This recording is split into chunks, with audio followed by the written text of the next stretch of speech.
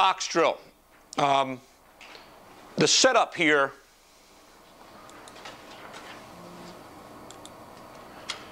is pretty simple.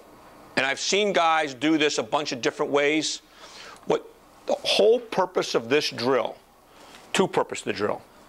One is get the ball out of your stick. If you cradle in this drill, you'll be on top, it won't work. The other one is you have a tremendous number of players touching the ball at one time. You want your players about 10 yards apart, no more than 15. The closer they are, that's one of the things you can tell them. The closer they get, the better players they are. The closer two stationary guys stand to each other is the better players that they are. It's one of the things, we did this at St. Mary's a ton, and the kids really didn't hate, they hated it. That's why we did a lot of it. And once we told them, if you get closer, the closer you are, the better you are.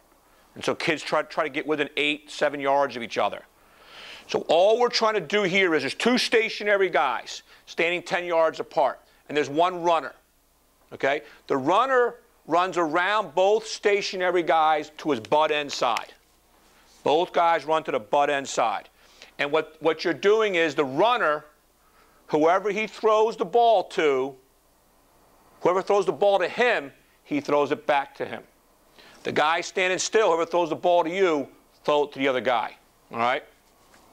What you can do here is right to right, left to left, catch right, throw left. That means I got to do a figure 8. So if this guy's running, if this guy right here is doing right-handed, this guy here is doing right-handed. They'd be going the other way if they're going lefty. All right?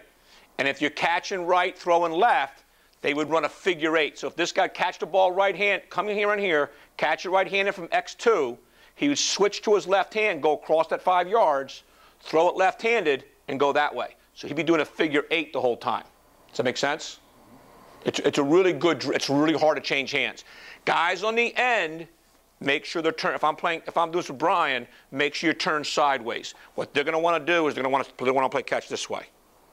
All right, and then you can make them, the guys in the end, do wrong way, where they're standing this way, and they got to throw. And what that does, it makes them get their hands up in the air, so they're catching wrong way in the end.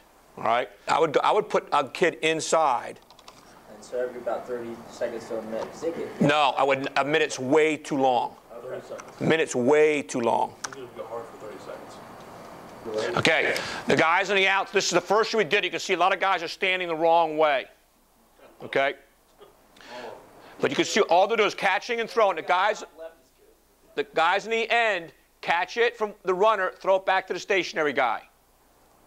And all you're trying to do is get as many reps as you can, close as you can. If they cradle or they hang on to the ball, and again, they're not running full speed. They're running about 3/4 speed, but they're catching and throwing. So if they were going to catch and switch hands, so this guy would catch, switch, go left, throw it, and then run this way. So he'd be running a figure 8.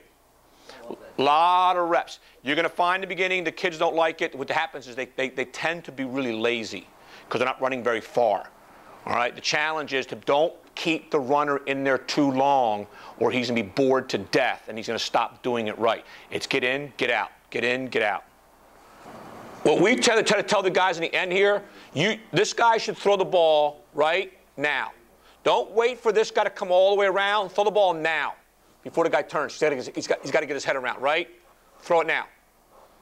So the guy that's running has to, that's a pretty good one there, has to really do a good job of getting his head around and catching the ball.